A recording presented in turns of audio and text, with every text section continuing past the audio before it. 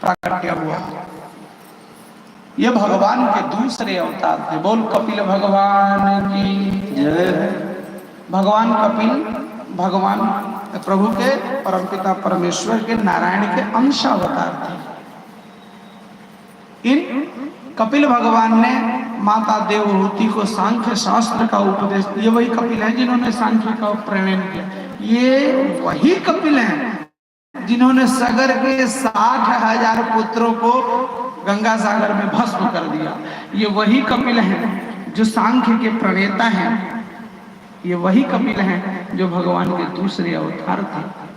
तो महाराज भगवान कपिल ने माता का उद्धार कर दिया। पिता ने जब दर्शन कर लिया, पुत्र का दर्शन किया, उसी समय उनके मन में वैराग्य हो गया। वो वन को चले गए और कपिल भगवान भी माता देवहूति को ज्ञान प्राप्त करके वन में प्रस्थान कर। ये बस इतनी कथा है, लेकिन इस कथा में बड़ा रहस्य है। ये कथा केवल ज्ञान से भरा हुआ है। सैनिक, वैज्ञानिक, चिकित्सा विज्ञान का अनुपम विलक्षण उसकी बातें आपको इसमें दिखाई पड़ेंगी। देखिए, हम लोगों को पढ़ाया जाता है कि दूरबीन का आविष्कार मैक्स मूलर ने किया, अब कोपरनिकस ने किया।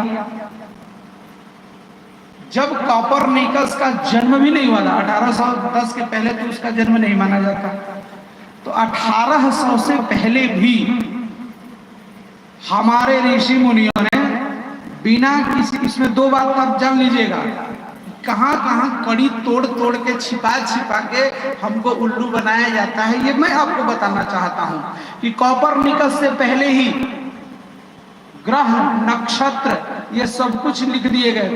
9 ग्रह हमने बता दिया। आज भी वो खोज रहे हैं और ग्रह हैं, लेकिन डंके की चोट पे नहीं कह पाते हैं कि 10 ग्रह हैं। आज भी वो 9 ग्रह कहते हैं और थेथरई एक बतियाते हैं कि एक ग्रह मर गया तो 8 ग्रह बच गए। वो 10 ग्रह नहीं खोज पाए। एक बात। दूसरी चीज, हम ये कैसे मान लें कि कोपरनिकस ने ही दूरबीन का आविष्कार किया, जर्मनी? यदि दूरबीन नहीं था तो फिर हमारे ऋषि मुनियों ने ग्रहों को खोजा कैसे? कहने का तात्पर्य है कि आपका ज्ञान समृद्ध है, आपके पास ज्ञान का अकूत भंडार है। आपको इधर उधर भटकने की आवश्यकता नहीं है। आपको एक योग्य गुरु की आवश्यकता है, एक अच्छे पथ प्रदर्शक की आवश्यकता है, जो आपको यह समझा सके कि जो धर्म शास्त्रों में, वेदों में निहित सिद्धांत हैं, वेदों के गर्भ में जो ज्ञान है, वो मानव कल्याण के लिए कितना विशाल है, कितना अधिक है। दूसरी बात बताना चाहता हूं कि चिकित्सा विज्ञान में जो अल्ट्रासाउंड मशीन है, अल्ट्रासाउंड का आविष्कार 1900 के आसपास हुआ होगा, बहुत हुआ होगा तो मुझे ठीक पता नहीं है, लेकिन हो सकता है कि ये 1930-40 के बाद ही आया होगा, पहले नहीं होगा। लेकिन भागवत भगवान की कथा 5000 वर्षों से अनवरत, निरंतर, चिरंतन काल से इसे ही प्रभावित हो रही है। इसमें किसी को संदेह नहीं है। भगवान को इस धराधाम को छोड़े 5000 वर्ष हो गए, तो 5000 वर्ष पहले तो तय है कम से कम कि ये बात बताई गई है।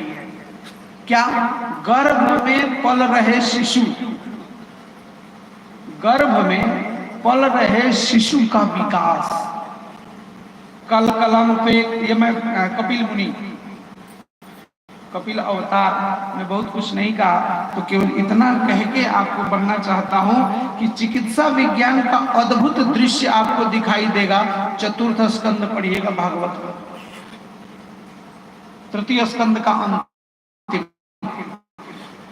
भगवान, हाँ, कपिल भगवान माता देवहूति को सृष्टि प्रक्रिया का जब विमर्श करते हैं, उपदेश कर रहे हैं, तो उसमें बता रहे हैं कि जीव का गर्भ में कैसे विकास होता है। माता के गर्भ में शिशु के